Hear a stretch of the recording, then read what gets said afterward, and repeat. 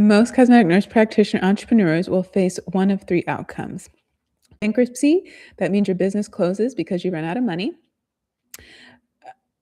by year three. Burnout, total exhaustion, where you can't keep going around year five, or what I call hollow success. You're making money and you're helping patients, but feeling none of the fulfillment you expected when you started. And what pretty much no one tells you, is that these aren't random. There's a pattern. They're structurally predictable, meaning we can see them coming based on what's missing in our business foundation. And they have nothing to do with your work ethic, your clinical skills, or how hard you're willing to work. If you're new here, welcome. I'm Dr. Kimberly Madison, the founder of the Alliance of Cosmetic Nurse Practitioners, a professional membership for nurse practitioners who specialize in cosmetics and entrepreneurship. I coach them to show them how to master sales and financial literacy so they can build a business that runs without them. Today, we're going to be talking about the financial literacy gap, why professionals are earning good money, including NPs making more than six figures, still struggling with money, and what this tells us about the difference between having skills and having systems. Then we're going to break down the three paths that we see based on the data, my personal data for the last 5 years, following business closing in year 1 through 3, burnout around year 5, hollow success where you're profitable but unfulfilled. It didn't live up to the hype. These patterns are so consistent and predictable that they're our first conversation. And then third, we're going to identify the specific gaps in our education, the missing pieces, and what you were taught that create these outcomes, particularly 3 major failures that set cosmetic NP entrepreneurs up for struggle, no matter how talented or dedicated you are.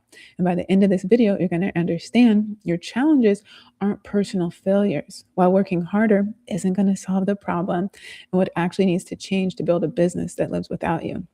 Before we get started, we always start with prayer and devotional. At the time that I'm recording this, I just was live on Instagram, YouTube, TikTok, and YouTube. Our prayer is, God, as I go about my day, help me to fight my fears and worries by trusting in you. Help me to be on the lookout for people who might need a reminder of your love and kindness. Use me to be a source of encouragement to those around me. And when I get worried by events that are beyond my control, please remind me that you are nearby, filling me with your peace. In Jesus' name, amen. You know, money shows up every day in our work, right? It's how we put food on our table. It's what causes us stress. It's what allows us to start businesses, to plan our future, to care for our family, to think about the future of our loved ones, whether or not our children are going to go to a good school and give them a good life. You know, money shows up everywhere. And so having these conversations, there's nothing wrong with talking about money. Let's just start there. Now, the conversation about nurse burnout has become so exhausting in how predictable it is. Every year we see the same headlines: burnout crisis in nursing, mental health emergency among healthcare workers, recommendation for better self-care, improve work-life balance, more ways to build resilience, your ability to back bounce from stress. And every year, the recommendations are the same. They're literally the same for everyone. Better time management, meditation apps, yoga classes, and setting boundaries. The message underneath of all that is always that if you're struggling, it's because you're not managing your time well enough, not taking care of yourself enough, and not strong enough to handle the pressure. But here's what these conversations never address. What if the problem isn't individual? What if it's not isolated? Just like with our patients, what if these outcomes are predictable based on the system itself? What if you're sending clinically excellent nurse practitioners, people who are excellent at patient care, into business ownership without the foundation that we need to succeed, and then blaming it on us when predictable failure happens? That's why we founded the Alliance of Cosmetic Nurse Practitioners, because I kept seeing these patterns. Talented, hardworking, clinically excellent nurse practitioners struggling, not because they lack skill, but because we lacked infrastructure as a profession. And by infrastructure, I mean financial systems, business frameworks, and community support that prevent other industries from trying to figure it out alone. This matters because we're at a critical moment. More nurse practitioners are entering the cosmetic business than ever before. And it's not a new thing. It's been going on for decades. The market is growing rapidly. The opportunities are real, but so are the gaps in what we're taught. And unless we address these gaps in a systemic way, fixing the root cause, not just the symptoms like our patients, we're going to keep seeing the same outcomes, just like we keep seeing the same patients, the same diagnoses walk through the door. Bankruptcy, burnout, and practitioners leaving a field they love because they were never given the tools to sustain success. Now, let's start with something that might surprise you. High income earners, like nurse practitioners, especially if you're going back to school or you're in school and you're making an assumption that as a high income earner, that you won't live paycheck to paycheck anymore like you are as a student or as a CNA, LPN, LVN, or RN, or someone who doesn't have a doctorate. There's a pattern. Personal finance experts, people who help you manage your money, consistently report that working clients earning 150,000, 200,000, even 300,000 a year who have no savings, carry significant debt, and experience constant money anxiety. Anxiety is real. The first assumption is always that these people must be irresponsible spenders, make poor choices, and live beyond what they can afford. But when you actually look at what's happening, we find something different.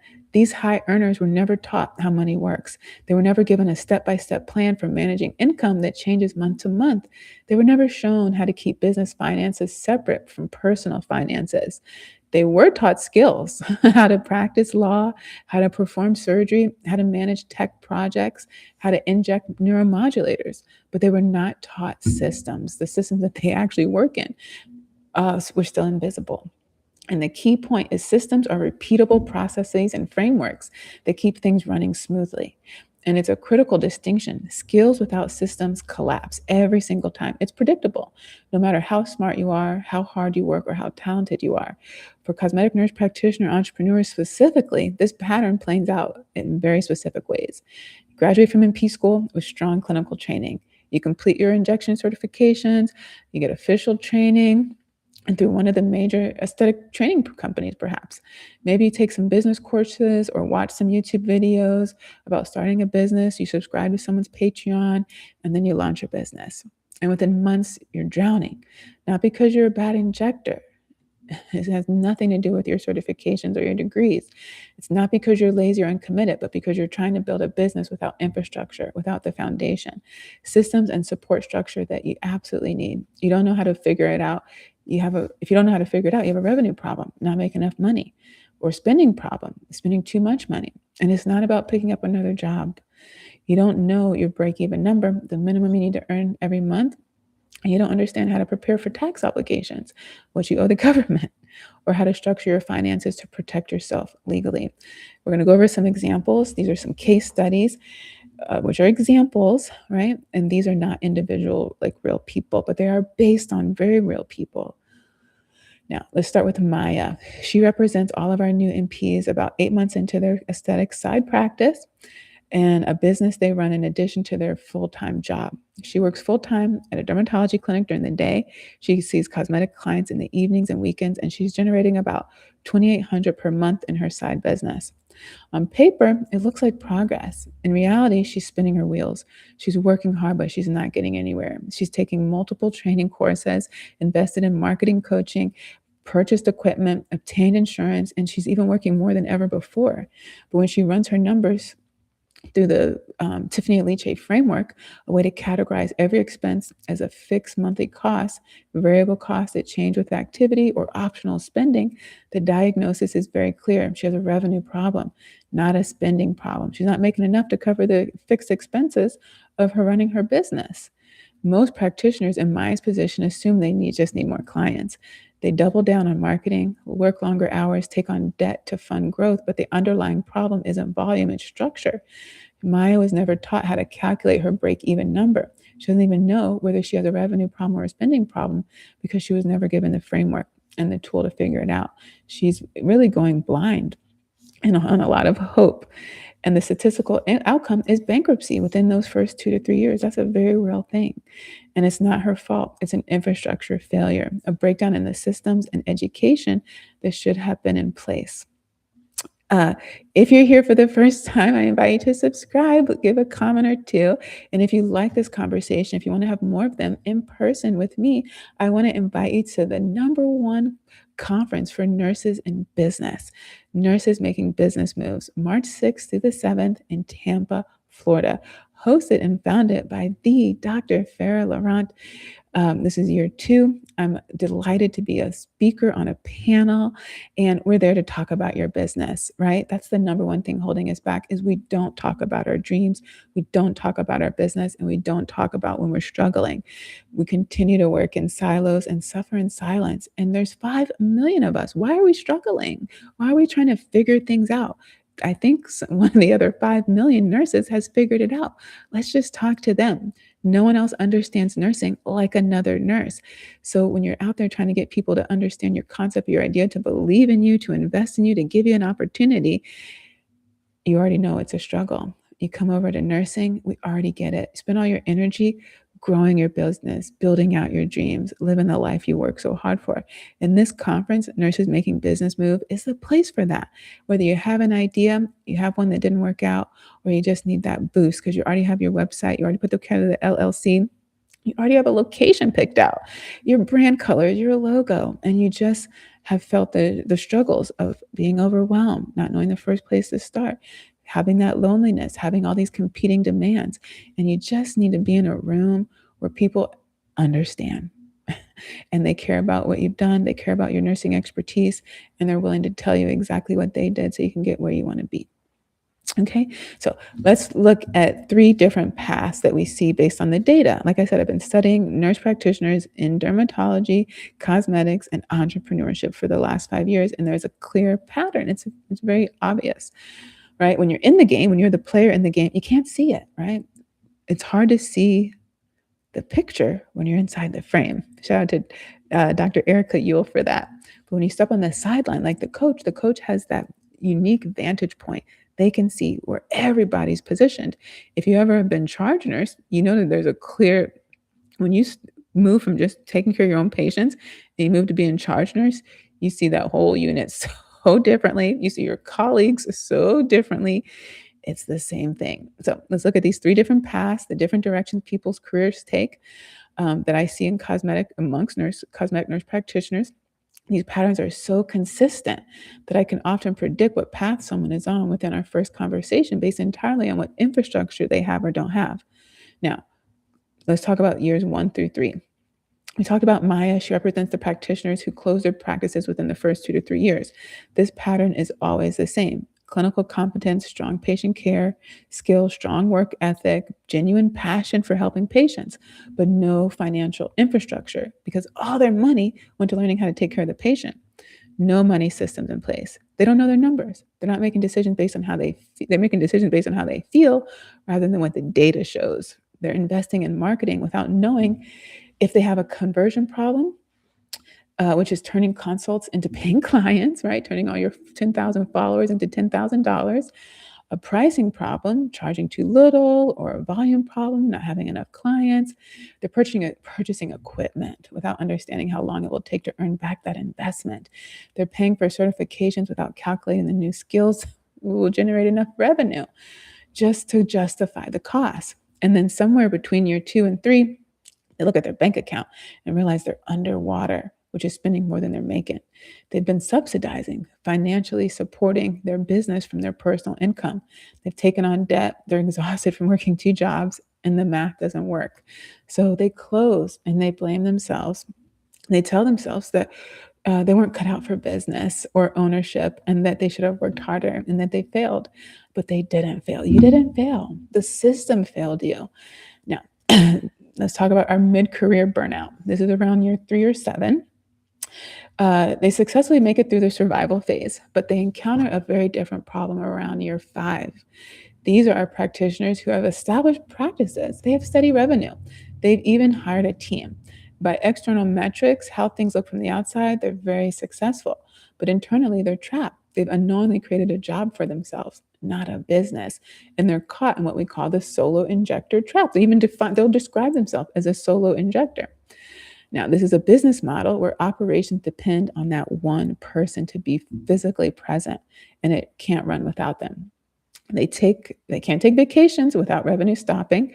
They can't delegate, right, which is a critical function because uh, they never built systems that work independent of their personal execution. And they watch colleagues in other specialties take long weekends, enjoy protected time off, and maintain boundaries. The fulfillment that they expected, they're not experiencing that. It's been replaced by resentment, exhaustion, and the realization that they built a cage and not a business. And what's insidious about this path is everyone tells them they're successful. Look at your revenue. Look at your client retention. Look how beautiful your clinic looks. How many patients keep coming back? Look at your reputation. What's your problem? But the problem is real. They're burned out. They're trapped and they don't know how to fix it because no one ever taught them how to transition from operator, the person doing all the work, to owner, or that was even something to desire. And so no one showed them how to build a system that reduces founder dependency. That's when everything relies on you as the founder. No one explained the operational excellence and business architecture are two completely different skill sets. And this outcome is predictable. Nursing education teaches clinical excellence, aesthetic training teaches technique, but neither teaches systems design. You'll get this when you continue on to education, whether it's in academia or outside the walls of academia. And then hollow success. This is a 5 years beyond. Okay, this is the third path, perhaps the most subtle because it looks like success from the outside. Let's say we have Carlos. He's an MP. He represents an established practitioner running a multi-location operation, generating multiple millions in annual revenue. He inherited his mother's successful business, expanded to 3 locations. He employs 15 team members, serves predominantly women of color, built growth with zero outside capital, no borrowed money or investors, and by conventional standards, he's extraordinarily successful. But the problem with Carlos, he doesn't know what he would do with $50,000. He's revealing a very important gap.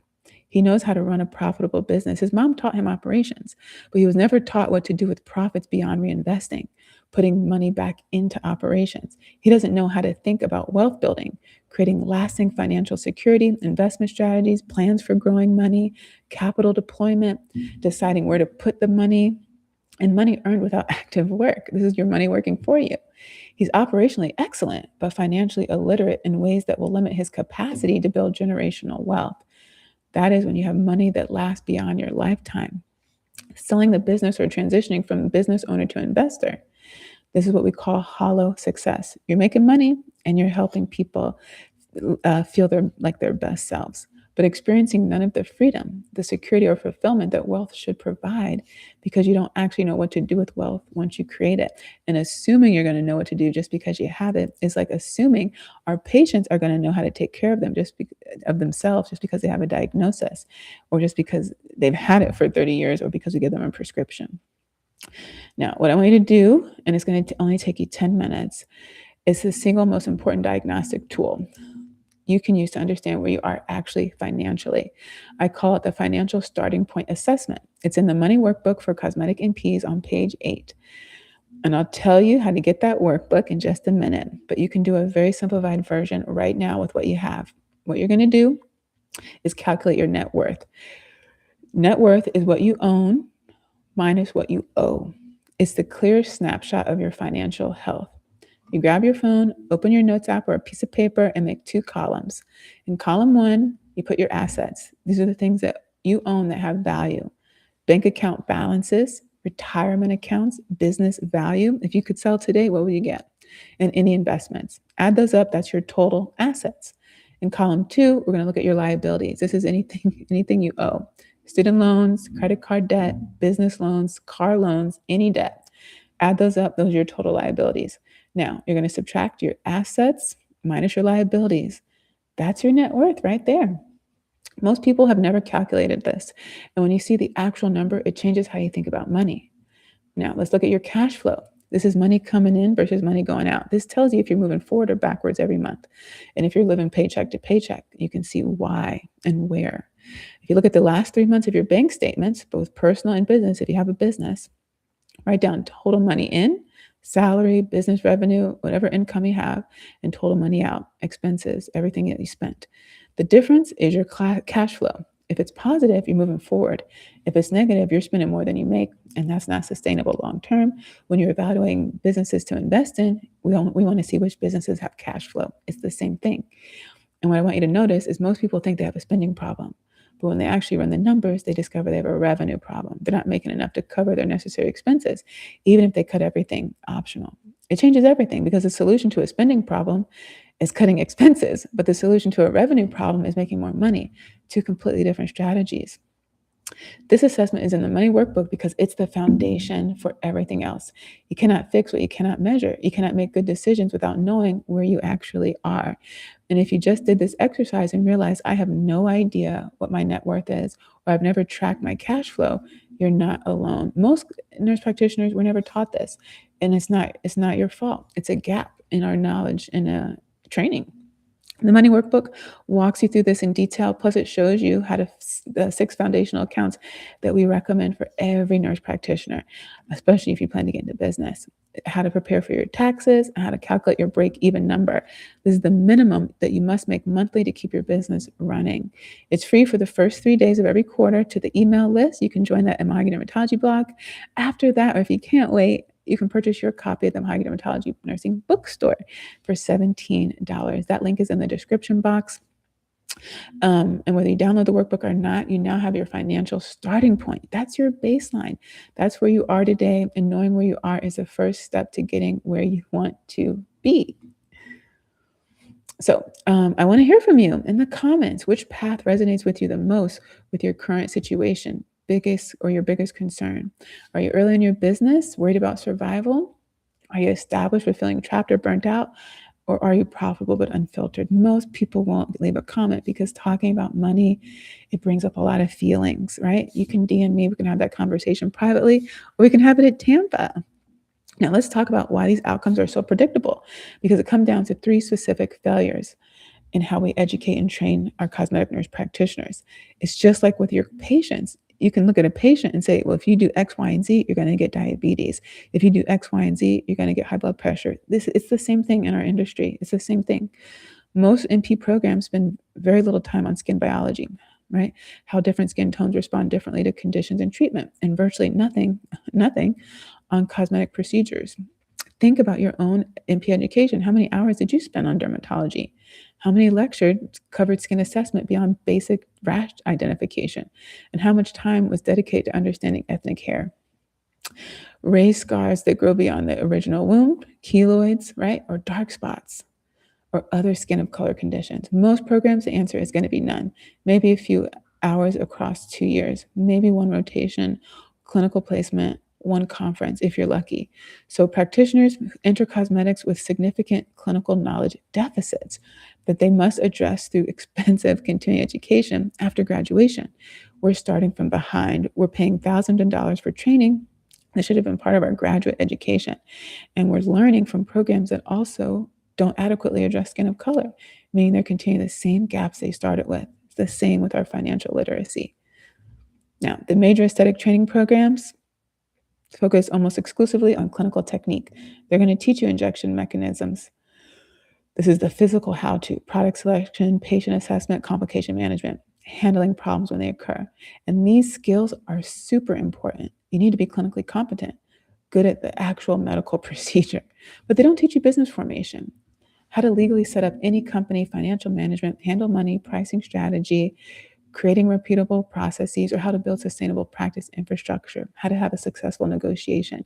They don't teach you how to calculate your break-even number, structure your finances, prepare for your taxes, optimize your taxes, or hire your first team member, or make that critical transition from operator to owner, right? We leave these programs feeling clinically competent sometimes, not all the time, but business illiterate. And it's hurting both the employee and the employer. Those of you who are trying to scale and grow, you're trying to bring on a team. It's hurting you too. And what makes this really harmful is the training programs often market themselves as the pathway to entrepreneurship. They sell the dream of freedom and flexibility, right? They show you images of successful business owners and talk about income potential, but they don't give you the infrastructure to achieve it. So you launch your practice with clinical skills and some injection training and a dream and no systems, and the predictable outcomes follow. The second, structural failure. Now, gap number three, business education ignores healthcare complexity. When practitioners recognize they need business education and go looking for it, we encounter generic entrepreneurship coaching and business training programs built for general audience or tech startups. These programs don't understand healthcare regulatory requirements. They definitely don't understand nursing. And they don't understand our scope of practice limitations, right? Partnerships with physicians that some states require are collaborative agreements, right? Even those are confusing within nursing. And then we have our rules that are set by our nursing boards, uh, the unique challenges that we face as NPs trying to build a business within a complex healthcare structure. And we have full practice authority and restricted, and it's very confusing for us and then to explain to any potential partners and the public, right? What we hear is just start an LLC. It's so motivating. All these motivational conversations, they teach you how to do it, they'll do it for you, but they don't always explain how your practice structure affects your scope of practice. They'll teach you marketing strategies that might work for e-commerce, but violate healthcare advertising regulations. They'll give you pricing advice that doesn't account for insurance credentialing. And they'll provide treatment that was needed, or proving treatment was needed, or liability considerations unique to medical procedures. So you're left trying to translate general business advice into healthcare specific applications, trying to make it work in your situation, often getting it wrong, sometimes violating regulations without even knowing it, and always working harder than necessary because we're just trying to figure it out from scratch rather than learning from frameworks built specifically for healthcare professionals. This is the third structural failure that leads to those three outcomes that we talked about in the beginning. Now, the effect of all of this is that these three gaps are devastating and expensive. They're expensive when it comes to our money and our emotions and the stress that it has on us and our family. And they multiply, right? You start with clinical knowledge deficits from nursing education, so you invest in expensive training, but that training doesn't address business fundamentals. So you go to NP school, you come out with debt. You realize you don't have the expertise to get into cosmetics, so you go spend more money into training. But the training, it still doesn't address the business fundamentals. Whether you're the one who owns the business or you're going to work for the business, you need to understand how the business runs. So we seek out entrepreneurship education, but that education doesn't understand healthcare. So we're left piecing together incomplete frameworks from multiple sources, none of which were designed to work together, all while trying to see patients, generate revenue, manage operations, handle the daily crises, and have a full-time life. It's not that an individual practice, it's not that any individual gap is impossible to overcome. It's that the three gaps together create the perfect storm for predictable failure. And the outcomes we talked about, bankruptcy, burnout, hollowness, it's not isolated. There's logical result of sending skilled practitioners into complex business ownership without comprehensive infrastructure or support. Every time you tell someone to go to MP school, every time you tell someone just to go take another Botox course, you're not giving them a comprehensive advice. And we see the fallout of that. So what I want you to understand is that if you're struggling in your business, financially, operationally, or emotionally, you're not failing. You're operating in a broken system. And the solution is not working harder. Working harder when you have a structural problem just means you're going to burn out faster. The solution is not better time management or improved self-care. Those things matter for sustainability once you have an infrastructure, but they don't create infrastructure. The solution is building infrastructure deliberately. Financial literacy, it's not optional anymore. We can see that in our economy. You need to know your numbers. You need to understand the difference between revenue problems and spending problems. And you need to be able to calculate your break-even number. Know what it is that you actually need to work so hard for. Prepare for your tax obligations, structure your finance, because tax planning is an all-year project, not just the beginning of the year. Especially if you want to keep more of the money that you work for. And then structure your finances to protect yourself legally and your family in the event something happens to you, because in the event will happen to all of us. Now, systems design is not optional. If your practice cannot function without your daily presence, you don't have a business, you have a job. Building standard operating procedures, systems for handing off work and team capacity, the ability for others to do the work is the only path to sustainable practice that allows for work-life integration and eventual exit. Community is not optional, it's protective. Isolation only amplifies the problem. And every challenge you're having, when you work alone, you have no reference point for what's normal versus what's avoidable. Connection with peers facing similar challenges provides perspective, troubleshooting support, and collective problem solving capacity, the ability to figure things out together. And if you haven't been able to find a room where you've experienced that, keep looking till you find the right room. It does exist. Now, these are teachable skills, these are buildable systems, they are solvable problems, but only if we first acknowledge that the problem is structural, it's not personal. So you have to let go of any shame you might have, any embarrassment. And only if we commit to building the frameworks required to address these gaps in a systematic way, rather than leaving everyone out there to figure it out on your own. There's no reward for figuring it out on your own. That's the work. That's what we're doing over at the Alliance of Cosmetic Nurse Practitioners. That's why I created the Financial Intimacy series. That's why we're doing all of this education on financial literacy for cosmetic NPs, while we have the money playlist right here on YouTube. And that's why I show up every single Tuesday at 11 a.m. Central Time. Because nurse practitioners, you deserve better than being blamed for structural failures that were entirely predictable and entirely preventable, and to live the life you work so hard for. You work hard to get into school, you work hard to get out of school, you work hard to get that job, and you work hard every single day you show up. And then when you go home, it's time to enjoy your labor. If you're watching this and thinking, I need to build my financial foundation right now before I hit your 2 or 3 or 5 or 0, you haven't even taken a step yet, perhaps, then you need to know I created the money workbook for you. This is our Q1 financial literacy guide. It's going to tell you the 6 foundation accounts every NP entrepreneur needs. It's going to give you a framework for diagnosing whether you have a revenue problem versus a spending problem, using Tiffany Lee Chase framework. It's going to help you with tax preparation fundamentals. So then you can have a knowledge base when you go hire that professional, when you go work with that firm, when you go have those conversations. You won't be starting from scratch and depending entirely on them. You'll have a foundation and understanding. Now you can start to vet people. You can ask much better quality questions, which are going to give you better quality answers. You don't have to depend entirely on this one person. Just like you don't want your patients to come in with zero knowledge.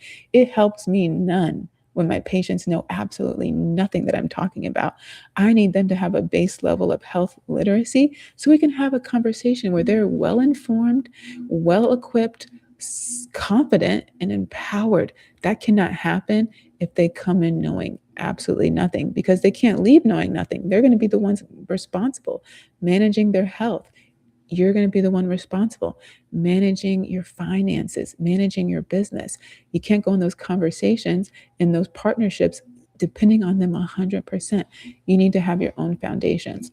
This is your infrastructure, the piece that prevents path one, the early business failure. The workbook is free the first 3 days of every quarter for our email list, which you can join at mahoganydermatology.com, or you can DM me and then I'll send you the link to join. After that, you can get it in the Mahogany Dermatology Nursing Bookstore for $17. The link is in the description box. If financial infrastructure is your biggest gap, start there. And for those of you who are beyond foundation phase and you need help with systems designs, operations, or transitioning from operator owner, that's what the Alliance is there to provide. You can join the wait list. You'll be notified as soon as the cart opens. If you found any of this valuable today, I published, you'll find a companion blog article that goes even deeper into the 3 paths, the systemic gaps, and the research opportunities in this space. Yes, if you're in your DNP program or you're a PhD nurse scientist and you want something to study, I'm giving you ideas. These are innovative ideas. You're not going to find these in Google. You're not going to find these. You're certainly not going to find them when you go visit your counselor. You're not going to find them at that nursing conference, unless I'm at that conference, like Nurses Making Business Moves. These are ideas that most people aren't going to give you. I'm offering you something different so that you can do something different, because in order for us to get a different outcome, we have to take a different action. And that you can find on the Mahogany Dermatology blog. The link's in the description box. Let me leave you with one last thing. The outcomes facing cosmetic nurse practitioners without proper infrastructure, that bankruptcy within the first 3 years, burnout by year 5, or just feeling unfulfilled, are not individual. They're not isolated. They're structural failures. They're predictable results of sending clinically skilled practitioners into business ownership without the business education, financial literacy, and systems frameworks required for sustainable success. This distinction is profound and it's very important. When we frame these outcomes as individual shortcomings, just like for our patients, we perpetuate harmful narratives that keep practitioners isolated, ashamed, and stuck. When we recognize these outcomes as structural, we can address them in a systematic way. We can build better educational pathways, which is what you need to learn. We can create frameworks that actually work. We can provide infrastructure to prevent avoidable struggles. NPs are not failing because we lack drive, intelligence, discipline, or commitment to our patients. We're struggling because we're not taught skill without being given the infrastructure. And skill without infrastructure collapses every single time, predictably, regardless of how many certifications or degrees that you have, or how many years you have in nursing. The path forward is not working harder. It's not hustling more or developing better resilience. The path forward is building infrastructure deliberately, learning financial literacy in a systematic way, connecting with communities that normalize these conversations and provide collective problem solving. These are teachable skills. These are buildable systems. They are solvable problems, but only if we acknowledge that the problem is structural and commit to building solutions at scale for everyone, not just one person at a time. We know we can do more and we can help more people when we stop just seeing one patient at a time, right? It's the same thing. The work that's ahead can change our future. That's how we change outcomes, by doing it together. Remember, I drop new videos every Tuesday, 11 a.m. Central on YouTube and LinkedIn. I always record live. You'll find all my videos under the live tab. These conversations that we're having about financial literacy are under our money playlist. They're for you to soak it up. Let us know what other questions you have. These videos are based on my conversations with you, what you need. Our business is based on helping you solve your problems. That's literally why we exist, offering these deep dives on business infrastructure, financial literacy, and the structural challenges that we're facing so that you don't have to face them. That's why we're bringing awareness to them, so that you know that they exist and you can plan accordingly. If this resonated with you, if it made any sense, please subscribe, give us a thumbs up, turn on your notifications. You'll be notified every single time I go live. You can drop your questions in the comments. You can DM me directly, and we can start talking about money and start talking about your business. Because I strongly believe that community learns best when we're honest about these challenges and strategic about building solutions that help us keep each other in business. I thank you so much for being here. If you enjoyed this video, then you're going to definitely love our money playlist.